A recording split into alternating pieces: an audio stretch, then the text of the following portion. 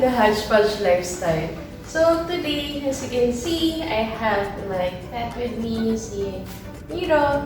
And you can see na meron ako dito bagong product review. So another appliance, this is iLife V7s Robot Vacuum Cleaner. So, since lalo na itong lockdown, ang dami talagang kailangan linisin. Alam mo, lagi ka nasa bahay, so mas madalas lumumi yung bahay natin.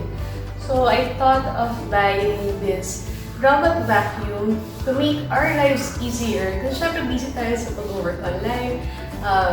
Tapos, ang dami pang errands na kailangan gawin, kailangan magluto, maglaba, and all. Kasi limited din yung galaw natin sa paglabas-labas. So, I decided to purchase this one. So, I'm gonna be doing an unboxing today with my cat.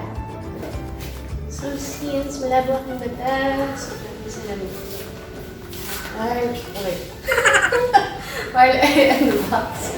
So, ignore na yung curtain na lumilipat. Kasi, mahangin na yun sa labas. So, yeah. Miro, you want to be on this unboxing? Just one. I hope you can see it clearly. So,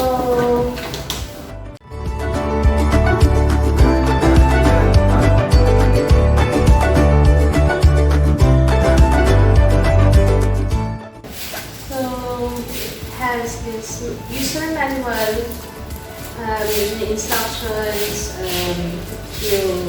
how to install, and then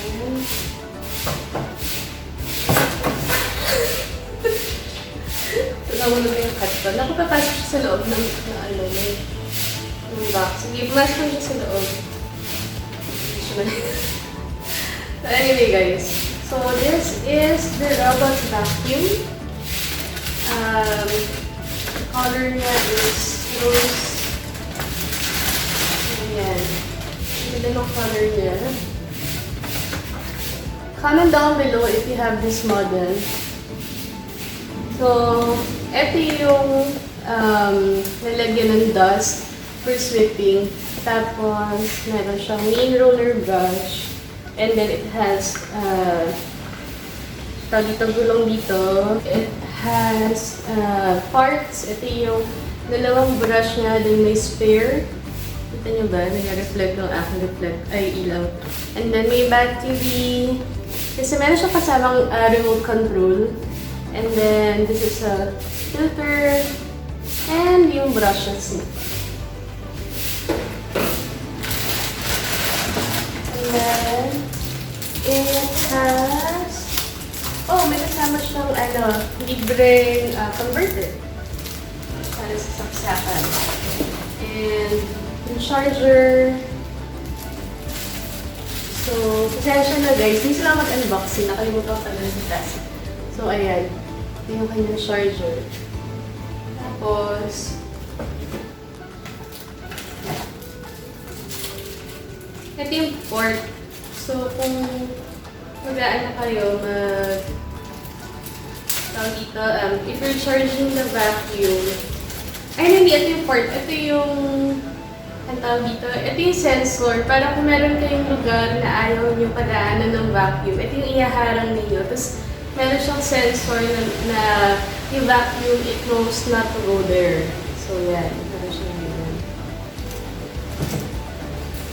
It has remote control. Then, this one is the map vacuum. Ano ba yung term? Kasi sa map, pag nag-map ka na, ito yung lalagay mo. Kapalitan mo yung cartridge. So, I'm gonna show you that later kung paano. And then, this is a charging port. So, yan. Dito nyo ito-charge yung vacuum ninyo. Kapatong nyo lang siya. I'm gonna be showing you that later. Tapos, merong spare na pang-map na tela. So, yan. Ano yung ginagawa ng pusa ko? So, yan na yung ay, nako. A day in my life na may cat ka. So, yan. So, anong ginagawa mo? Ha, Miro? Ito yung aking miracle kitten. So, as you can see, medyo meron siyang skin problem sa ngayon. Nakat-ngat niya yung sarili niya. So, ayan, nag-i-inspect na siya. Kahapon tayo nag-i-inspect nung dumating tong package. So, I'm gonna be showing you how to put the brushes, how to install. I'll show you in a while.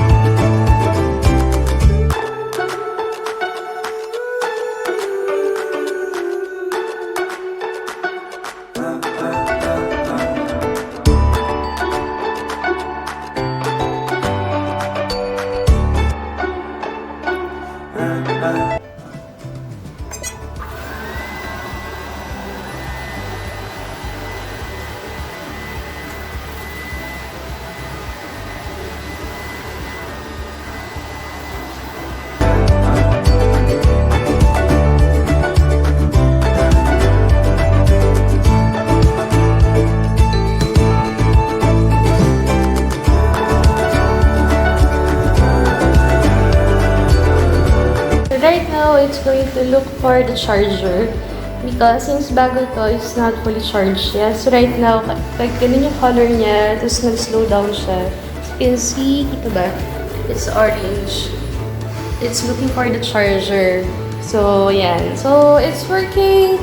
And I'm gonna be having a much easier time to clean our house. I'm really happy that this arrived again. Finally. So, ayan, tinitingnan niya siya ng cat ko. For sure, sasakyan na nila yan. Because last year, when I first bought this one, yung kapatid nito, na si Crispy, and I think baby pa to nun, sinasakyan nila yan. So, yan.